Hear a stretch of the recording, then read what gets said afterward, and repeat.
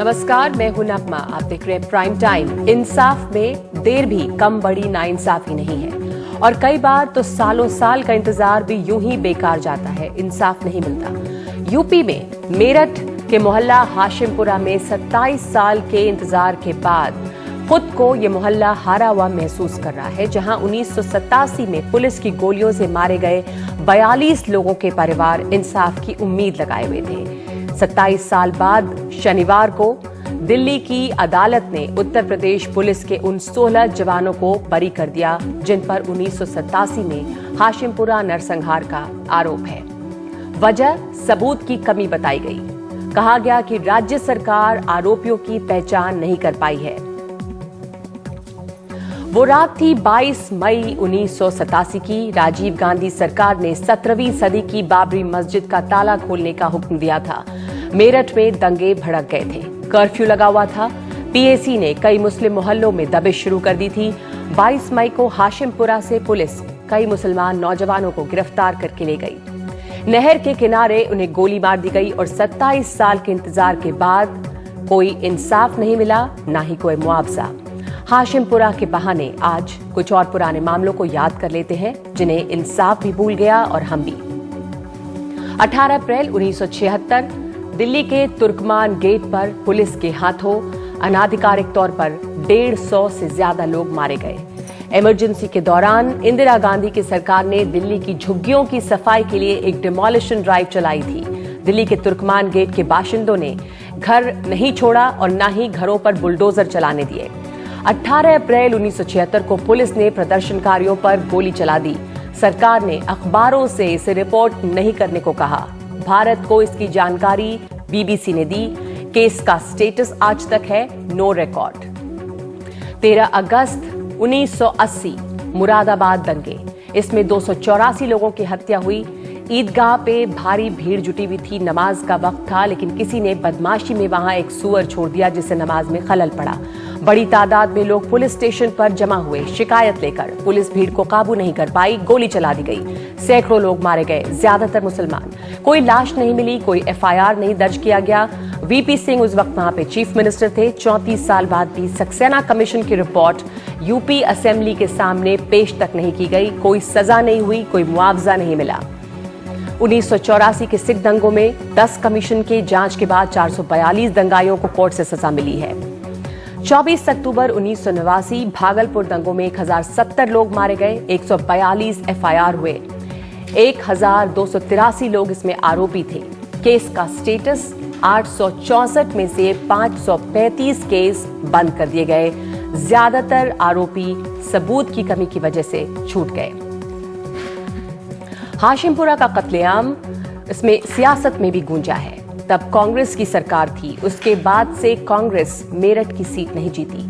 मुफ्ती मोहम्मद सईद जो अब बीजेपी के साथ जम्मू कश्मीर का राज चला रहे हैं, वो तब राजीव गांधी की कैबिनेट में थे। उन्होंने मंत्रिमंडल से इस्तीफा दिया था, लेकिन फिर भी हाशिमपुरा उतना बड़ा सियासी मामला नहीं बना, ना ही मीडिया में बड़ा मुद्दा बना। शायद कांग्रेस की सरकार थी तो ऐसा महसूस हुआ कि ये सिर्फ पुलिस की ज्यादती है, सांप्रदायिक हिंसा नहीं, क्योंकि कांग्रेस सेक्युलर पार्टी के तौर पे जानी जाती है। लेकिन क्या बिना ऊपर से आदेश के पुलिस वाले इतना बड़ा नरसंहार कर सकते हैं, जहां पर 40 से ज्यादा लोग मारे गए?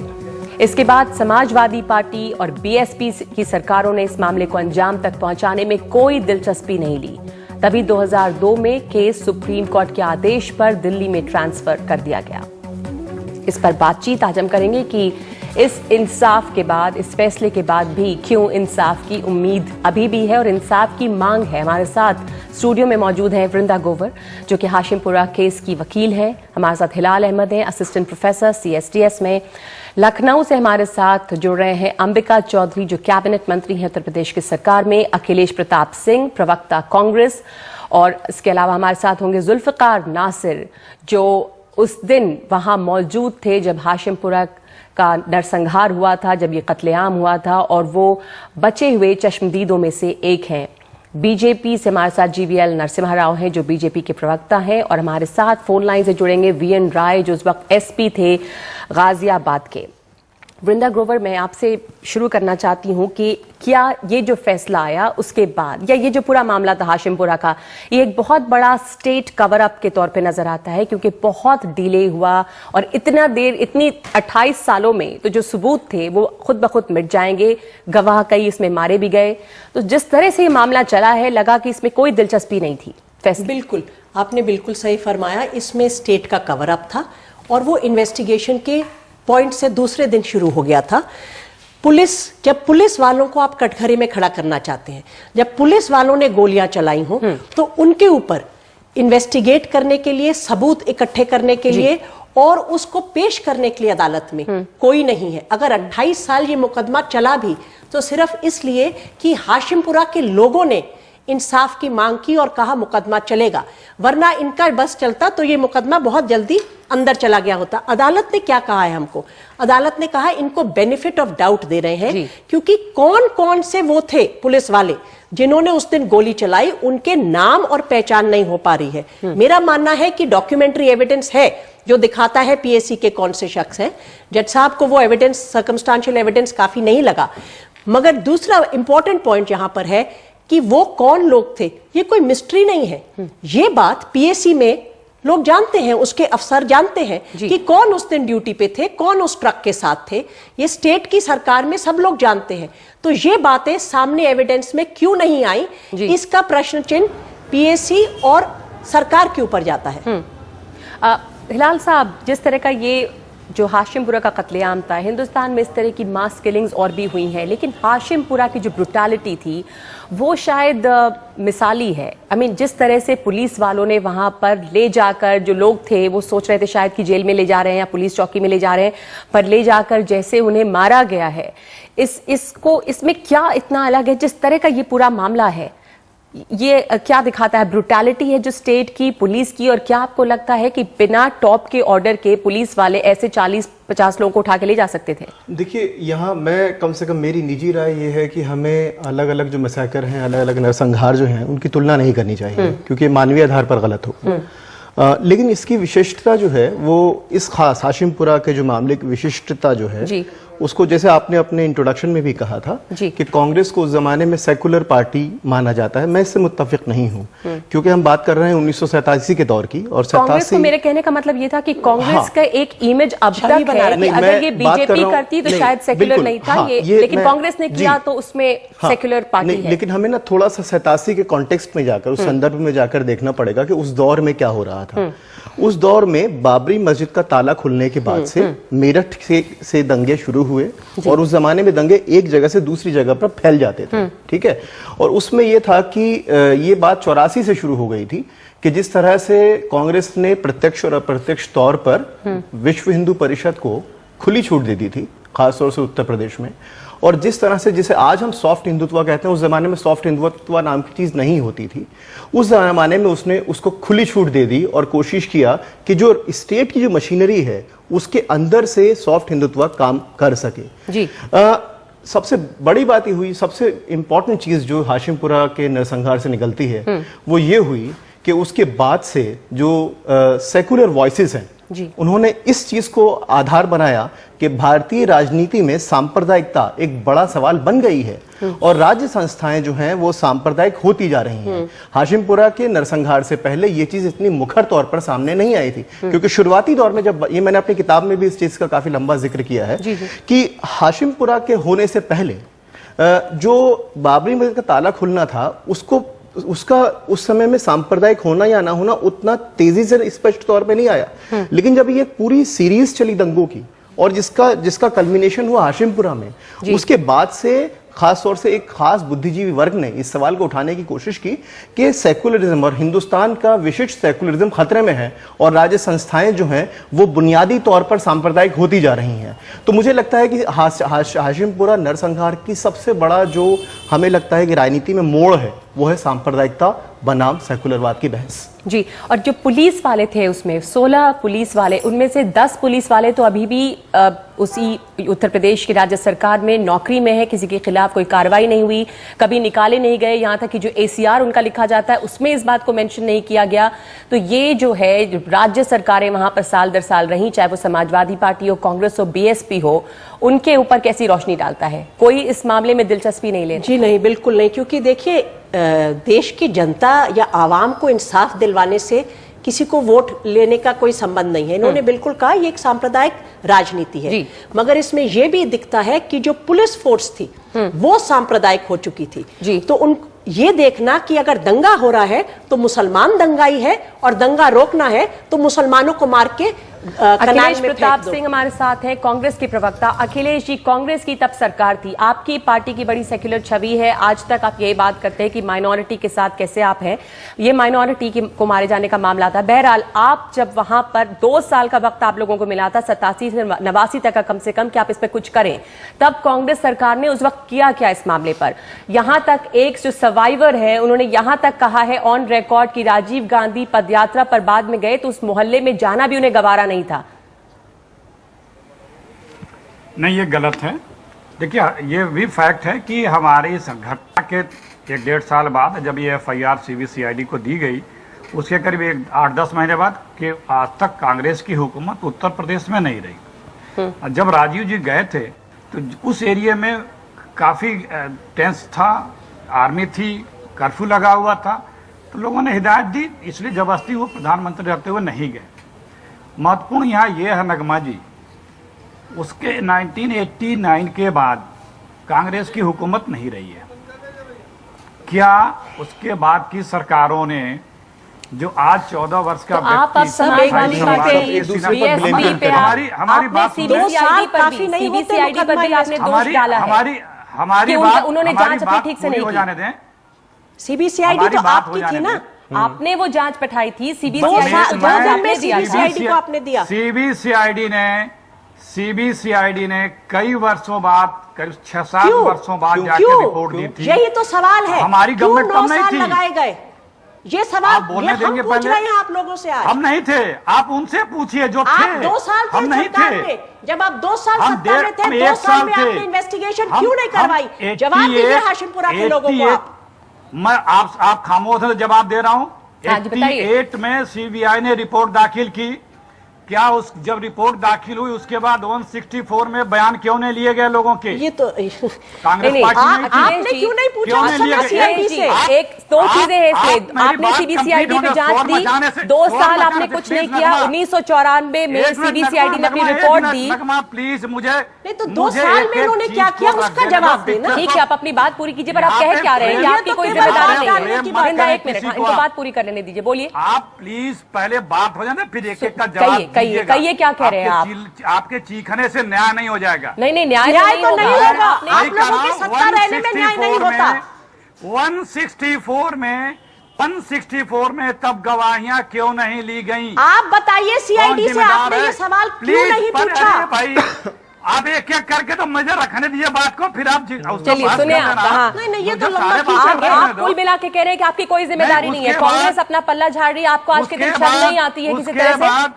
प्लीज मुझे अपनी बात रखने दें। कम से कम आप ये कह तो दें कि आप शर्मिंदा हैं कि आपके राज्य में ऐसा हुआ था, आपकी सरकार थी तब, बाद में आप कहिएगा कि क्या हुआ। 2 पार्ट हैं, सुनिए, इसके 2 पार्ट हैं। जो घटना हुई उससे हम नहीं बच सकते, उसकी जवाबदेही हमारी बनती है, उस पर बहस हो सकती है क्या सही था क्या गलत था। जिसकी भी हुकूमत है उसके हुकूमत में यदि ऐसा होता है तो उस हुकूमत के ऊपर दाग लगेगा। वो बाद में बहस की बात है कि वो कहेगा कितना सही है कितना गलत है, इससे हम इतराज नहीं करते हैं।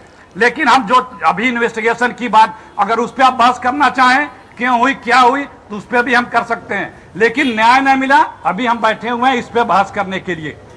न्याय नहीं मिला ये आप मानते हैं? मैं समाजवादी पार्टी से हमारे साथ प्लीज, जो अखिलेश जी फॉरेंसिक रिपोर्टिंग थी उन राइफलों के, उन चीजों की क्यों नहीं सजो के तब रखा आप गया? क्या कर रहे क्यों थे? नहीं 2 साल राइफल को नहीं, लिया गया? अरे, ये सवाल हमारा है। इसलिए ठीक है। जरूरी है नगमा। वृंदा जी ये पूछ रही है सोच कि आप लोगों ने बचाने से 2 साल में क्या क्यों चलेगा? नहीं आपकी आप एक-एक सरकार, करके मैं समझा दे रहा अखिलेश हूं। जी 1 मिनट, आप आपकी एक सरकार मिनट, थी भाई आप 2 सब साल, जारी कर आपने रही क्यों हैं। नहीं सबूतों नगमा, वो को इसलिए संभाल के जरूरी था। रखा?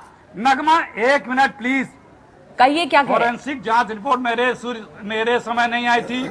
क्यों? उस चीजों को यदि दोनों चीजें की गई होती ठीक से तो आज जो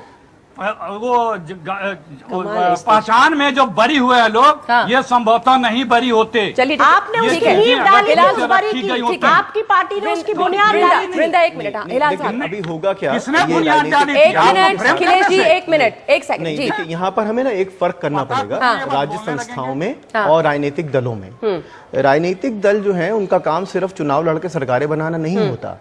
अगर ये मॉरल रिस्पॉन्सिबिलिटी अगर आपकी सरकार है या नहीं है, आप राज्य सत्ता के हिस्से हैं। आप हो सकता है सरकार में हो या हो सकता है कि आप सरकार में ना हो। अगर आप विपक्ष में भी हैं और इतना बड़ा आपके सामने कोई मैसेकर हुआ है, बिल्कुल। तो आपकी जिम्मेदारी बनती है कि आप उसे परस्यू करें। अब यहाँ पर ये ब्लेम गेम चलेगा। ये बहुत इंपॉर्टेंट बात है जो हिलाल साहब कह रहे हैं कि आप, ठीक है आपकी सरकार थी, बाद में भी आपने कभी इस मसले को विपक्ष के तौर पे भी, एक जिम्मेदार विपक्ष के तौर पे उठाया नहीं। समाजवादी पार्टी के अंबिका चौधरी भी हमारे साथ है, आपकी सरकार वहां पे रही है, आप लोगों ने कोई दिलचस्पी नहीं दिखाई अंबिका जी इसको मामले को हल करने में, ना इंसाफ दिलाने में। सीबीसीआईडी की रिपोर्ट जब आई उसको कभी भी राज्य सरकार ने जरूरी नहीं समझा कि इसे पब्लिक किया जाए। ये जितना संवेदनशील प्रकरण है, इसको सिर्फ उत्तेजनात्मक बातें कह देने से नहीं, उत्तेजना आज इसलिए है सवाल क्योंकि पूछे नाइंसाफी जा रहे है, हैं, सवाल नहीं सवालों है। के जवाब दीजिए। आप उत्तेजना नहीं हम दिखा रहे हैं, अगर- गुस्सा पर आना चाहिए अगर लोगों को मुझसे जब इस इस तरह तरीके की से पूछा- शर्मनाक आपसे मैं एक होते हैं। सीधा सवाल पूछ रही हूँ कि आपकी सरकार ने क्या किया इस मामले में इंसाफ दिलाने के लिए? हम मुझे- हम बिल्कुल भी मुझे- उत्तेजित वृंदा नहीं जी, है, आप जवाब दीजिए। मैं आपके सामने ऐसी स्थिति में नहीं हूँ कि आप मुझसे इस तरीके से चीख के सवाल नहीं, पूछें। बिल्कुल हम और नहीं, मेरी आदत आप ऐसी जवाब नहीं है, दीजिए मुझे भाई, माफ हम कीजिए। उत्तेजित बिल्कुल नहीं। आप अगर बताइए आपने कि इसके लिए आपकी बुलाया सरकार ने है क्या तो मैं किया है? क्षमा मांग लूंगा आपसे। नगमा, मैं अपनी बात कहना मैंने शुरू किया कहिए। और बीच में अगर इतनी जोर से डांटा जाएगा तो मेरी आदत नहीं है ठीक डांट है, सुनने। ठीक है, चलिए मेरी आप अपनी बात समाप्त कहिए करेंगे। वृंदा जी, मेरी आपको बात हम ठीक कहने देते सुनिए। हैं अपनी बात। मुझे अपनी बात कहने दीजिए। जी, जी। मुझे डांट सुनने की आदत नहीं। मैंने ये निवेदन किया आपसे कि इतने संवेदनशील प्रकरण पर, और इसमें ब्लेम गेम नहीं है कि हमने क्यों नहीं किया उन्होंने किया, ये सवाल थोड़ा ही है। सवाल ये है कि इतने निर्दोष लोगों की हत्या हुई, उस घटना को वो घटना तो आती ही नहीं, उस घटना के सामने आने के लिए भी हमारी पार्टी और हमारा नेतृत्व आगे, चंद्रशेखर जी ने इसको उठाया और हमारे नेता, राष्ट्रीय अध्यक्ष नेताजी माननीय मुलायम सिंह यादव जी अपना डेलीगेशन लेकर के उस समय गए जिस समय बाकी किसी की हिम्मत नहीं हो सकती थी, कर्फ्यू लगा हुआ था। और इतनी कठिन, इतने तनाव के दौर में भी हमारे नेता ने वहां जा करके उन पीड़ित लोगों की मदद करने के लिए जो कुछ संभव था उन सारी चीजों को किया। सिर्फ आप इस तरीके से अगर पूछने की बात आएगी तो कठिनाई होगी। आप और विचार ये करना पड़ेगा कि हमारे इस जुडिशियल सिस्टम में आप सभी लोग जो यहाँ बहस कर रहे हैं और जो सवाल पूछ रहे हैं और हम सब लोग जो यहाँ आए हैं, इन सब लोगों को क्या विचार नहीं करना पड़ेगा कि आखिरकार 28 साल तक एक मुकदमे के फैसला होने में क्यों वक्त लगेगा? ठीक है, मैं 28 साल के मुकदमे में हाँ। 20 साल के समय बीत जाने के बाद अंधेरे में कौन था और उजाले में कौन था पहचानना क्या आसान हो पाएगा? जीवीएल इन नरसिम्हा सारे राव सवालों पर बीजेपी के विचार- प्रवक्ता भी विचार हमारे इस पर साथ होना हैं। चाहिए। जीवीएल विचार नरसिम्हा- मुझे रुकिए, ठीक विचार है। इस पर होना चाहिए। क्या? और ये आसानी से आपकी सरकार थी आपने नहीं किया, आपकी सरकार थी आपने नहीं किया, नहीं, ये बात तो बाद में आप आएगी। सब लोग लेकिन एक उनसे दूसरे के पहले- ऊपर उनसे आरोप पहले- डाल रहे हैं कि मैं- बीजेपी मुझसे ने, पहले इस बात समाजवादी पर- पार्टी ने नहीं इस पर किया, विचार बीएसपी ने। करना पड़ेगा कि अंबिका आखिरकार चौधरी जी, एक वजह मिनट, क्या मैं है? आपसे इतने गुजारिश लोगों कर की रही हूँ कि हत्या आप अब हुई खामोश हो जाएं, दूसरे किसी को भी और बोलने उसमें की न्याय मिलने की बजाय उसमें दोषी छूट गए। ठीक है, आप जो न्याय प्रक्रिया पर सवाल उठ रहे हैं उस पर बहस होनी चाहिए, उस पर भी जरूर बहस होनी चाहिए। जब ये फैसला आया उसी जीवीएल पर नरसिम्हा बात होनी राव, चाहिए।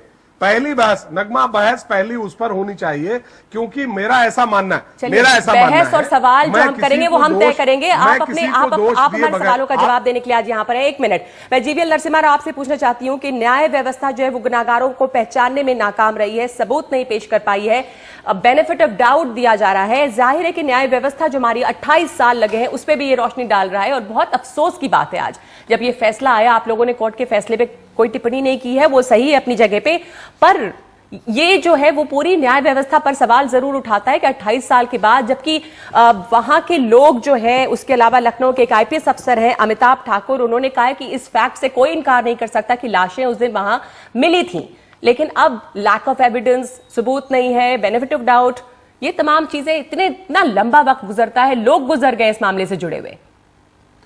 सवाल है Nagma ji, justice delayed is justice denied, इस विषय में डिले में भी जस्टिस नहीं मिला है। 28 साल के बाद भी कोई जस्टिस न्याय नहीं मिला है। ये बहुत अफसोस की बात है। और लेकिन कोर्ट ने जो कोर्ट के जो फैसले जो मैंने पढ़ा है उसमें ये लिखा गया, इसमें ये कहा गया कि कौन इसमें ऐसी घटना घटी थी इसको लेकर किसी को शक नहीं हो सकती है। ये सभ्य समाज के लिए बहुत शर्मनाक बात है। ऐसे बड़े तादाद में लोगों को इस प्रकार ख़त्म किया जाए और उनको जस्टिस 28-30 साल के बाद भी न मिले, ये बहुत ही, मैं समझता हूँ ये बहुत ही एक खौफनाक और एक बहुत ही चिंताजनक विषय है। जस्टिस जिन लोगों को नहीं मिला है उसके लिए आपके हिसाब से बीजेपी की तरफ से इसमें आप समाजवादी पार्टी और कांग्रेस के ऊपर इल्जाम डाल रहे हैं, जैसा कि बयान आया है बीजेपी की तरफ से। अब देखिए, इन दोनों ने कुछ किया नहीं। देखिए, मैंने इस बात से मैंने पहले इस राजनीति करने की मैं नहीं चाहा, इसलिए मैंने मेरा जो शुरुआती टिप्पणी, कई सरकारें रही है, सबसे ज़्यादा इसमें अकाउंटेबिलिटी निश्चित तौर पर कांग्रेस पार्टी पर रहेगी क्योंकि वो सत्ता में थी उस समय और 2 साल का समय था जो सिर्फ धर्मनिरपेक्षता के ढोल बजाने से धर्मनिरपेक्ष कोई भी नहीं बन सकते हैं। ये मैं समझता हूँ ये इतनी बड़ी कत्ल, इसको इन्वेस्टिगेशन सरकार चाहती तो बहुत जल्दी हो सकता था, पर लेकिन पिछले कई सरकारों से ये छूट हो गई है। मैं ये भी मानता हूँ ऐसे इसमें कोई इन्वेस्टिगेशन की लापरवाही, प्रोसिक्यूशन में ढीलापन, ये सब स्तर पर मुझे लगता है इसको लेकर काफी कमियां रही है। ठीक है, वृंदा कुछ कहना चाहती है। मैं उसके बाद जुल्फिकार नासिर के पास जाऊंगी जो कि उन शख्स, वो सर्वाइवर है, वो शख्स है जो कि बचे हैं इस पूरे कत्लेआम से। इस नरसंहार में 5 लोग जिंदा बचे, उनमें से कईयों को गोलियां लगी, इसलिए वो अदालत को बता सके कि किस तरह उनको पकड़ा गया और मारा गया और पीएसी के जवानों ने उनको मारा। देखिए, आज ये जो बातें हो रही है कि ढिलाई थी, ठीक से काम नहीं हुआ, ये ऐसे लग रहा है जैसे कि ये अपने आप हो जाता है कि ये क्या करे, बस हमारा सिस्टम थोड़ा सा बिगड़ गया इसलिए ये गड़बड़ हो गई। बिल्कुल। और जो मैं साफ तरीके से बताना चाहती हूँ, जुल्फिकार नासिर और हम लोग इस केस में शुरू से लगे हुए हैं। हर मोड़ पर जानबूझ के ढिलाई करी गई, इन लोगों को संरक्षण दिया गया, उनको सस्पेंड करके 1.5 साल के अंदर अंदर रीइंस्टेट किया गया। वो लोग थ्रू आउट द ट्रायल एक तरफ मर्डर चार्ज फेस कर रहे हैं, एक तरफ बंदूकधारी यूपी में घूम रहे हैं। कोई पॉलिटिकल पार्टी ने कभी सवाल जवाब नहीं उठाया इस मुद्दे पर। एविडेंस की कमी नहीं थी, एविडेंस को हटाया गया, एविडेंस को सामने नहीं लाया गया। आपके हिसाब से चूंकि वो राज्य सरकार की पुलिस थी, उनको बचाने की पूरी कोशिश की गई और है, क्योंकि ये टारगेटिंग मुसलमानों का हो रहा था और सब सांप्रदायिकता में अपनी उसमें पॉलिटिकल डिविडेंड्स दिखते हैं और उससे चुनाव जीते जाते हैं, ये एक फैक्ट है इस देश का। ठीक है, मैं आपके पास आऊंगी। अंबिका चौधरी, आप कहना चाह रहे हैं कुछ, लेकिन जुल्फिकार नासिर जो सर्वाइवर हैं, जो पीड़ित हैं, पहले हम उनकी बात सुन लें। जुल्फिकार नासिर साहब, जब आप ये बहस आज सुनते हैं, 28 साल तक आपने जिया है हाशिमपुरा का जो कत्लेआम था, जो नरसंहार था, और वो रात मैं जानती हूँ आपको अक्सर याद आती होगी जिस तरह आप उस दिन बचे। आज जब आप ये तमाम बहस और एक दूसरे पर इल्जाम डालना सुनते हैं तो कैसा आपको महसूस होता है इस वक्त? ये 28 साल हमने कैसे गुजारे हैं ये हम ही जानते हैं। हम लोगों पर हर दिन एक पहाड़ की तरह गुजरता था। हम इसी इंतजार में थे कि हमारा कम से कम इस देश का कानून हमारा इंसाफ जरूर करेगा, लेकिन एक वो उम्मीद भी हमारे से छीन ली गई ये फैसला दिखाकर कि वो लोग दोषी नहीं है। हम सरकार से, पुलिस से, सीआईडी से, इन सभी लोगों से पूछना चाहेंगे कि अगर वो लोग दोषी नहीं है तो फिर दोषी है कौन? भाई, हम वहां ड्रामा करने तो नहीं गए थे जो नहर पर, या किसी बाहर के लोगों ने तो मारा नहीं है आकर वहां से। मारा तो आपके किसी पुलिस ऑफिसर ने है। अगर किसी पुलिस ने मारा है, पीएसी ने मारा है, तो फिर किसने मारा है उसको ढूंढ के लाना किसका काम है? हमारा तो काम नहीं सबूत इकट्ठा करना। जुल्फिकार साहब, आप उस रात कैसे बच के निकले थे? आपके बारे में आपने ये बार बार बताया है कि गंग नहर के रास्ते आप निकले। वो रात जो है आप भी उन लोगों में थे जिन्हें ले जाया गया था। उस रात आप बच कैसे पाए? जी, 22 मई सन 1987 में हमारे मोहल्ले में पीएसी और मिलिट्री की पूरी सर्चिंग हुई। एक मकान को खुलवाकर छतों के जरिए पूरे मोहल्ले को घेर लिया गया और जितने भी लोग घर में थे सब लोगों को घरों से बाहर निकाला गया और रोड पर बिठा दिया गया और धोखे में ये रखा गया है, बात ये कही गई कि बाहर साहब बैठे हैं उनसे बात करनी है, अमन चैन बनाने के लिए धोखे से ले जाया गया और वहां पर ले जाकर हम लोगों को बिठा दिया गया और वहां छटनी कर कर 2 पार्ट में लोगों को बिठा दिया। एक पार्ट को 5-6 ट्रक भर के अपना जेल भेज दिया गया और एक ट्रक जो लास्ट में पीएससी का बचाया गया उस ट्रक में उन लोगों ने मेरे जो उम्र के लोग और जो मुझसे काफी एजिड थे, जो अच्छे तकड़े थे, उन लोगों को इकट्ठा किया और उस ट्रक में भर दिया। ट्रक में उन लोगों ने इस तरह से बिठाया कि बाहर का देखने वाला ये नहीं कह सकता था इसमें कुछ होगा। ट्रक में चारों तरफ पीएससी के जवान थे और ट्रक को मुरादनगर नहर पर ले जाकर एक को उतारकर गोलियां मारनी शुरू कर दी। रात का टाइम था, अंधेरे का टाइम था। पहला गोली उन्होंने यासीन को मारी जो हमारे पड़ोसी थे, उनको गोली मारकर नहर में फेंक दिया। दूसरे मोहम्मद अशरफ थे जिनको गोली मारी, उनको नहर में फेंक दिया। तीसरा नंबर मेरा था। मुझे जब ट्रक से उतारा गया तो मैं नीचे गिर गया, मुझे गिरे हुए के ही उन्होंने गोली मार दी और गोली जो मेरे यहाँ सीधे तरफ लगी है जो आर पार हो चुकी है। मैं भी गोली का घायल हूँ, लेकिन उस अंधेरे में उन लोगों को भी ये नहीं दिखाई दिया कि इसके गोली कहाँ लगी। मैंने मरने का नाटक किया और उन्होंने सोचा ये मर गया और उन्होंने मुझे नहर में फेंक दिया। नहर में फेंकने पर मैं नहर के किनारे झाड़ी पकड़कर बैठ गया और वहां उन लोगों की चीख पुकार और गोली चलने की, फायरिंग की, ये सब आवाजें मुझे बराबर वहां आती रही। जब ये लोग यहाँ से चले गए, वहां से चले गए ये लोग, तो मैं नहर से बाहर निकला और बाहर देखा तो 3-4 लोग घायल वहां पड़े हैं। उनमें से मेरा एक पड़ोसी कमरुद्दीन भी था जिसको मैंने वहां से पानी पिलाया और उठाकर नहर पर लेके गया। और तमाम ये पुलिस वाले थे, तमाम वर्दी में लोग थे। तेरी भी जान खतरे में है, तो मुझे छोड़ गए। वर्दी में तमाम लोग थे, पुलिस वाले थे, आप उनको वर्दी में पहचान लोग थे जो मारने वाले थे। उनके बैच लगा हुआ था पीएससी का, ये मैंने खुद देखा था। तो उनके कंधों पे जो बैच था वो पीएससी का था। जी अंबिका जी, आप इस पर कुछ जवाब देना चाहेंगे कि ये जो लोग थे जो उनको कभी भी हटाया क्यों नहीं गया पुलिस सर्विसेज से? उनको रीइंस्टेट, उनको वापस उनकी बहाली हुई, उनके खिलाफ कोई कार्रवाई नहीं हुई? मामला तो लंबा चल रहा था, पर जो सीधे तौर पे जिम्मेदार थे कत्ल के लिए, उनके खिलाफ कोई कार्रवाई क्यों नहीं हो पाई? मैंने आपसे शुरू में ही बताया कि ये जैसी घटना हुई और उस घटना में सिर्फ एक पॉलिटिकल पार्टी की तरह से ही नहीं, बल्कि हम सब लोगों को जिस तरीके से सोचने की जरूरत है कि इतने निर्दोष लोगों की हत्या हुई, तो इसमें सबका अपना अपना रोल था। गवर्नमेंट्स का भी अपना अपना रोल है और टाइम टू टाइम अलग अलग समय में कितनी कार्रवाइयां क्या हुई। मैं एक सीधा सवाल पूछना चाहती हूँ आपसे और कांग्रेस से भी कि गवर्नमेंट का भी रोल था, गवर्नमेंट का ही रोल था, क्योंकि ये पुलिस वाले थे, ये पुलिस वाले थे, गवर्नमेंट का ही रोल था। अगर मैं अपना वाक्य पूरा कर सकूंगा तो बताऊं। आप क्या इसमें क्या सोचने की बात है? सब लोगों का रोल था, यानी किसका रोल था? ये सरकार जो वहां पे थी मौजूदा, जिम्मेदारी किसकी थी? नहीं, मैंने ये कभी भी इनकार इस बात से नहीं किया कि जिम्मेदारी बीच में किसकी नहीं थी, लेकिन इस जिम्मेदारी के कारण, मात्र इसके कारण इस मुकदमे का ऐसा फैसला आया है या गवाही के दौरान कौन सी बात हुई है इसके आधार पर इसका फैसला आया है?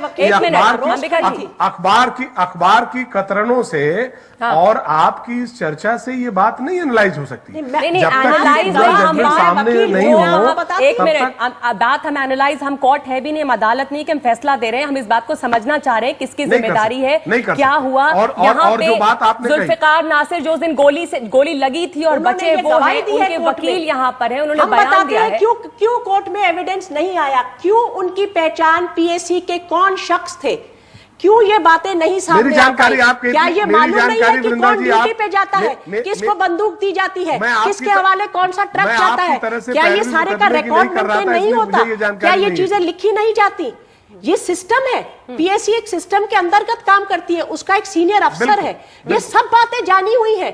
किसने संरक्षण किया? हर पार्टी ने कैसे संरक्षण किया?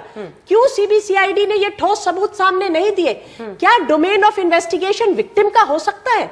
इस देश में इन्वेस्टिगेशन और प्रोसिक्यूशन की जिम्मेदारी और ड्यूटी केवल सरकार की है।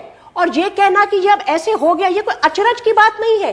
ये पूरी इन्होंने इस तरह से बनाया है नियाज मुकदमा। साहब, जो ये अंबिका चौधरी बार बार एक बड़े एक फिलोसफिकल प्रश्न पे हमें लाना चाह रहे हैं कि सोचने की जरूरत है, किसको सोचने नहीं, की ये जरूरत है? दरअसल देखिए, ये राजनीतिक नेता ये नेताओं को अमेरिकन सोचने की पॉलिटिकल जरूरत है, सिस्टम हम- में नहीं, जी। अमेरिकन पॉलिटिकल सिस्टम में एक चीज होती है कि आपसे कोई भी सवाल पूछा जाए तो आप रटे रटे वाक्य बोलना शुरू कर देते हैं, और ये हमारे यहाँ भी हो रहा है कि आप मेरी बात तो पूरी होने दीजिए। आधा समय तो हम इस पे बर्बाद कर चुके हैं कि मेरी बात पूरी होने दीजिए। मैं बहरहाल इस पे और नहीं बोलना चाहता क्योंकि समय हमारे पास में कम है। नहीं, देखिए, यहाँ पर जो बड़ा सवाल है वो राजनीतिक है कि क्या इसकी कोई राजनीतिक वैल्यू है, क्या इस तरह के नरसंहार की कोई राजनीतिक वैल्यू है? अगर है तो क्या पूरा सिस्टम उसको ओन करता है, क्या उसकी जिम्मेदारी लेने को तैयार है या नहीं है? एक बात। दूसरी बात ये कि हम दो अलग अलग संदर्भों की बात कर रहे हैं और मुझे थोड़ा सा हमें इसमें संवेदनशील होना पड़ेगा। एक संदर्भ है 1987 से 89 तक का। जी। निसंदेह कांग्रेस की सरकार थी, लेकिन उस समय में एक इमर्जिंग फोर्स के तौर पर जनता दल उभर रहा था। ये बात सही है, मुलायम सिंह वहां पर गए हैं, ये बात सही है, लेकिन उसको एक कंक्लूसिव तरीके से केस को डील करना, जिस तरह से विंद्रा जी काम करती हैं, इनकी मदद करना, ये राजनीतिक दल और सिविल सोसाइटी के बीच में एक लंबा गैप है। और उस लंबे गैप की वजह से ये होता है कि आप अपना पल्ला बहुत आसानी से छुड़ा लेते हैं। तो यहां पर सवाल एक बार फिर आपके राजनीतिक सिद्धांतों का है। अगर आप ये कहें, मैं ये बात बीजेपी पर भी उतनी ही लागू होती है। ये बात सही है कि बीजेपी के सिर्फ 2 ही लोग थे उस समय में लोकसभा में, लेकिन बीजेपी एक इमर्जिंग फोर्स के तौर पर उभर रही थी। तो अगर वाकई में बीजेपी को ऐसा लगता है तो बीजेपी को उस समय में भी और इस समय में भी बहुत स्पष्ट तौर पर कहना चाहिए कि कोई भी नरसंहार होता है उसके लिए पूरा का पूरी राज्य व्यवस्था जो है वो जिम्मेदार है। एक और चीज मैं कहना चाहता हूं, और वो ये है कि कांग्रेस, यहां पर देखिए, पॉलिटिकल आइडियोलॉजीज जो होती हैं, पॉलिटिकल पोजीशनिंग जो होती है वो बहुत इंपॉर्टेंट होती है। कांग्रेस अपने आप को सेंटर में रखती है, मैं सेंट्रिस्ट नहीं कह रहा हूं, सेंटर में रखती है, और उसके लिए किसी भी तरफ मूव कर जाना बहुत आसान होता है। तो इसलिए एक समय में 87, अगर हम देखें 86 से 89 तक, कांग्रेस जो थी उसका टिल्ट जो था वो दाहिनी तरफ था, वो दक्षिणपंथी हो रही थी, इसमें कोई संदेह नहीं है। राजीव गांधी ने शिलान्यास के बाद अपना जो चुनाव प्रचार था वो अयोध्या से शुरू किया था, ये हम सभी जानते हैं। तो उसका पल्ला आप नहीं बचा सकते। आपने जिस तरह से स्टेट मशीनरी ने बाबरी मस्जिद का ताला खुलने को राष्ट्रीय न्यूज बनाकर पेश किया, तो आप सीधी खुली छूट दे रहे हैं खास तरह के लोगों को सांप्रदायिक होने की। जी, हम ये जो चर्चा है, नगमा जी। नगमा, मैं कुछ बोलना चाह रहा हूँ। हाँ, जवाब दीजिए, फिर हम एक ब्रेक लेंगे, उसके बाद लौटेंगे। आपका ये क्या बोलना चाह रहे हैं? थोड़ा सा मैं जवाब देना चाहता जी हूँ। जी, बताइए। अभी हिलाल जी ने कुछ तथ्यों को छुपा करके जानकारी दी। बाकायदा रिटर्न एफिडेविट पे एग्रीमेंट हुआ था, ये तब जाके ताला खुला था। अरे ये शिलान्यास हुआ था, तो उसपे किसी को ब्लेम ना करें। सारे पक्षों में जितने भी पक्षधर थे उनमें रिटर्न एग्रीमेंट हुआ था। आप वो रिटर्न दूसरी एग्रीमेंट बात- दिखा सकते हैं? कहां पर है रिटर्न एग्रीमेंट का? क्या मतलब है? आप कितना आपको जानते नहीं हैं? पता? आप वो सारे अखबारों में फ्रंट पेज छपे अरे भाई थे साहब, अखबार की बात मत advertisement के कीजिए, रूप आप में ये जनाब। बताइए कौन से रिटर्न अरे एग्रीमेंट की सुनिए बात कर रहे हैं जनाब, आप? सुनिए अब आप एक मिनट खामोश रहे। अभी आप दूसरों को कह रहे थे कि बीच में बोल के डिस्टर्ब करते हैं, अमेरिकन सिस्टम समझा रहे चलिए थे। बोलिए, थोड़ा आप उस क्या, पे भी आपके अमल हिसाब कर से लिया रिटर्न करें। अग्रीमेंट हुआ था फिर? अच्छा। हाँ, दूसरी बात जो ये जिक्र कर रहे हैं, ये भूल रहे हैं कि शिला पूजन और रथ यात्राएं भी उसी समय शुरू हुई थी, जो दूसरों को ब्लेम कर रहे हैं। जी। और तीसरी बात मैंने अभी थोड़ी देर पहले देखी, हमारी बहन वृंदा ग्रोवर जी क्यों इतने तेज नाराज हो रही थी। अभी मैंने देखा कि वो इसकी पैरोकार थी। आप वकील पैरोकार नहीं थी, आप वकील थी। कैसे हार गई और वो- मुकदमा? वकील थी आप, मुकदमा हार गई तो यहाँ दबाने की कोशिश ना माफ करें। यदि कीजिएगा, कहीं ये कमी थी, मुकदमा हार जीत की बात तो नहीं है। आपको नहीं प्लीज, आपको वो सारे चीजें कोर्ट में बुलवाने चाहिए थे। आपको कैसे बहुत चीजें शर्म उस की स्टेज बात तक है कि पहुंची? कांग्रेस के वक्त आप- ऐसे बात कर नहीं रहे हैं। प्लीज, आप हमें आरोप लगा रही हैं। अगर आप बता भी नहीं, रही तो है कमी आप क्या थी, कहना चाह रहे हैं? प्रदेश इन्वेस्टिगेशन सरकारों क्या ने लोगों नहीं के किया, हाथ में तो होती है? प्रदेश- क्या वकील कैसे आप- इन्वेस्टिगेट करते नहीं, हैं केस कैसे- को? कैसे उन चीजों को? नहीं प्लीज, फिर आप बीच में बोल रही हैं। आपने हम क्यों ये नहीं कह रहे हैं, सबूत अगर सामने आपको आने पता दिए? था- प्लीज अखिलेश, अखिलेश जी गुमराह कर रहे यदि हैं आपको लोगों को। पता था, अखिलेश जी, ये यदि तो मेरी कमाल है, बहन कह रहे हैं वृंदा कि जी, आप थोड़ी आपको- देर बाद हाशिमपुरा के ये लोगों पे शोर आरोप मचाने से लगाएंगे। कोई बस यही फायदा रह नहीं गया होगा। बोलना आपके बारे में। सर्वाइवर ये से शोर न पीड़ितों के मचाएं। वकील को ऐसा शोर न कैसे मचाएं, कह मैं यही सकते कह रहा हैं हूं कि शर्मनाक यदि- स्थिति नहीं, है देश वकील को की। यदि पता, प्लीज नहीं, अगर यदि आपको बहन पता था, नहीं, तो नहीं, अगर आपको वृंदा उन जी चीजों उनकी को वकील है तो उनकी evidence क्या और गलती है प्रदेश इसमें? सरकार से हम जुटवाना लोगों ने चाहिए था। हर 2 साल और बाद इस मसले को और दूसरे उठाया कि जीवीएल इन्वेस्टिगेशन नरसिम्हा में राव का चूक मैं की जवाब जा देना रही है। चाहता हूं। आप लोगों जिस ने दिन उनको ये संरक्षण सारे दिया। लोग छोड़े गए, 15 दिन में ये सारे लोग गाजियाबाद कोर्ट से छोड़े जमानत पाए थे, माननीय आप ही के मुख्यमंत्री थे। जी हाँ, हम लोगों ने मुकदमे को दिल्ली ट्रांसफर कराया क्योंकि यूपी में चलने नहीं दे रहे थे मुकदमा। यूपी में मुकदमा चलने नहीं दिया जा रहा था। वृंदा जी, विक्टिम्स की पिटीशन वृंदा जी एक मिनट, वृंदा जी, अखिलेश जी, मैं इस वक्त एक ब्रेक लूंगी, लेकिन जो बात वृंदा कह रही है वो बिल्कुल तथ्य है कि मुकदमे को इसलिए ट्रांसफर किया गया विक्टिम्स के पिटीशन पे। सुप्रीम कोर्ट ने कहा, उत्तर प्रदेश में तो हालत ये थी कि स्पेशल पब्लिक प्रोसिक्यूटर की नियुक्ति में भी पहले 15 साल के करीब लग गए थे। ये चर्चा जो है जारी रहेगी। इस छोटे से ब्रेक के बाद हम वापस लौट रहे हैं प्राइम टाइम में।